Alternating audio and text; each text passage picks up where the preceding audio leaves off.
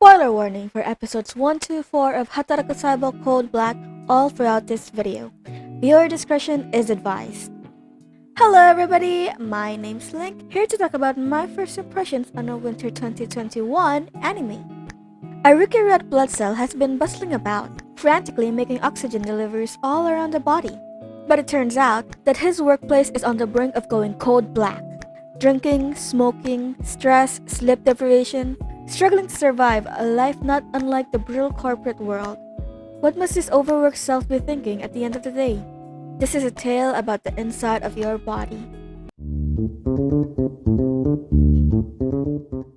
Oh geez. I thought I'd been prepared to tackle on Cells at Work Black. Welcomed it even, because who doesn't want a show they like to raise the ante for a more interesting, intense situation?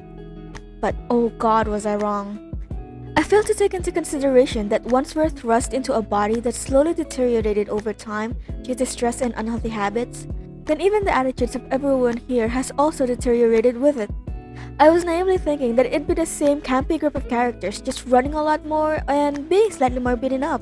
But no, it's like morals and sanity are just out of the window here, and it was absolutely unnerving to witness. Serving as our eyes into the unhealthy body is the rookie red blood cell. We're just as surprised at the mistreatment and abuse of power they're receiving from the get-go. Their eagerness to work and keep the body alive replaced with confusion at the sudden shift that deceptive happy orientation they got. And don't get me wrong, I realized the use for this red blood cell's naivety, his go-getting attitude to do his best for the body he was born in, and I acknowledge how disorienting it can be that everything that he believed in before getting to work was a lie. This is a part of a bigger puzzle that I'll touch on later, so I ask you to keep this in mind for now. But at the episodes we have out right now, I find him incredibly annoying. And I realize that this is me saying that with the full knowledge that the red blood cell could be, at best, only a few weeks into his job, so he hasn't truly learned the ropes of the body. But he's proven to be more of a liability more than anything. He's someone who doesn't know when to quit, but at the same time, someone who can't stand up for himself. And that is the problem here, isn't it? I'm sure if this had been the original body from the regular Cells at Work, then he would have been admirable. He's rough around the edges, but is so incredibly earnest when it comes to his work. And in the original body, also, sorry if it's weird to call it the original body or the other body, but calling it the body from the original Cells at Work is kind of a mouthful. He would have been incredibly endearing. But with the body he's in, he's a nuisance. His eagerness puts him in harm's way and is, by biology, absolutely defenseless against them. This is different from the other body, where we can all delude ourselves that a careless and eager cell can go about his way, because we know there's a safety net that the white blood cells can protect them all and walk away unscathed. This body is compromised.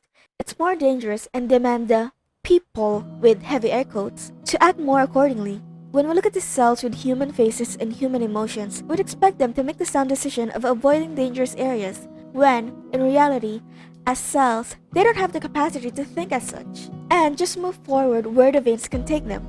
Now, don't get me wrong, I'm completely aware that there are actual jobs where the person has to charge face first into danger. This pandemic made it crystal clear. But having the protagonist's red blood cell usually sent to those areas because he was instigated to go there was just deeply frustrating. And that's when the premise really falls through for me here. This is when putting faces and emotions into a cell in your body makes this a more painful experience to watch than actually enjoyable for me. We've seen our fair share of anime characters who would rush into danger without a second thought to do what they believe is right. There's always some sense of control in them. That, even if this was a case of the adrenaline or impulsiveness in them, you can count that this was in their own will to do so. But can you really convince yourself that a red blood cell who only has one purpose in life chose to go into a bacteria-infested part of the body where he could potentially die? I know that they frame it as a red blood cell wanting to take on a job that no one else would because of his beliefs. But in the back of my mind, I'm just screaming, are you even allowed to refuse? There's a difference between don't want to and can't.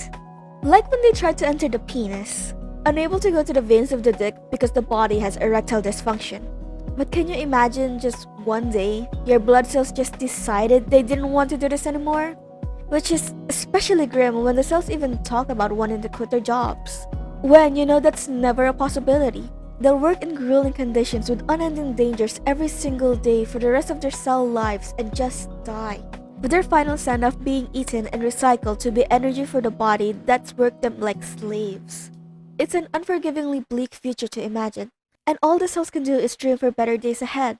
That can only happen if the humans start turning their lives around and start being healthy again, which, as we saw with how he quitted smoking only to start back up again, could be nothing more than just a shorter price if they ever saw some sort of improvement. There's a deeper message here. The show isn't stopping at the age-old drink plenty of water or don't eat food that possibly have parasites in it. It goes beyond what the body is capable and is commenting on how society as a whole is just wrecking the very health of its people.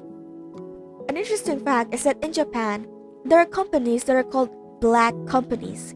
These types of companies are notorious for the exploitative means of hiring lots of employees and making them work long hours without overtime pay, as well as power harassment being commonplace in these work environments. Conditions so horrible that news about workers committing suicide is just as frequent. The heavy-handed suggestions that the body they have for the anime also works in one of these types of companies, and which is why he resorts to unhealthy means to deal with his stress. And we can also see firsthand how his body suffers, with his body practically being a dystopian wild zone. Japan is known to have the largest population of workaholics in the world, and while admirable, has also shown to be problematic for their people in a whole. The anime wants to show the citizens how this deeply rooted culture in their society needs to stop. Because as horrible as the things happening inside this person's body is, it's horrifyingly more common than one would think. But there's also another way to view this whole situation. Is that no matter how you feel stressed or hopeless or at the end of your rope, that despite the self-destructive things you're partaking in, that your body is still doing everything it possibly can to keep you alive. That it's rooting for you to get better and be healthy and be happy, to take care of yourself.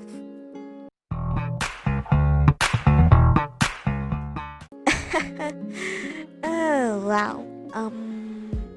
This turned out to be more of a commentary than a first impression, hadn't it? But that is the thing with a show like this, huh? What do I expect more of? As an optimist, I could hope to see the body start to improve.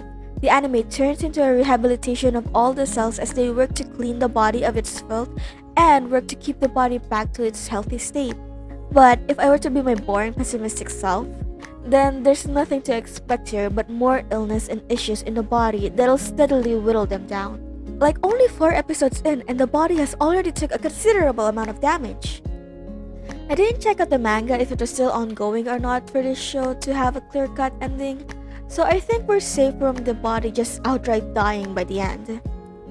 And the more serious illness would be a field day to the doctors of YouTube. And I would just like to give them a round of appreciation. I do think they made the cells of work experience all the more richer, as the doctors all gave a deeper analysis of each bacteria and symptoms that's happening on the host's bodies, going even deeper into the anime's presentation to show us just how much love and care the author and the team working on it had for this show's accuracy. Oh, and also white blood cell. God, the original Cells at Work was such a delight because of how much they just showed white blood cell just going about his business. And I hope you get to see more of this white blood cell, because ma'am, you can step on me and then get activated and you can eat me. Wait, what?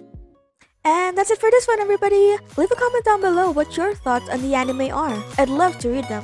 You can check out my playlist for my other series where I review and recommend anime you might not have heard of. Are they hidden gems or do they deserve to fall into obscurity? Let's find out together. And as always, don't forget to leave a thumbs up if you liked the video and consider subscribing for all things weeb and anime.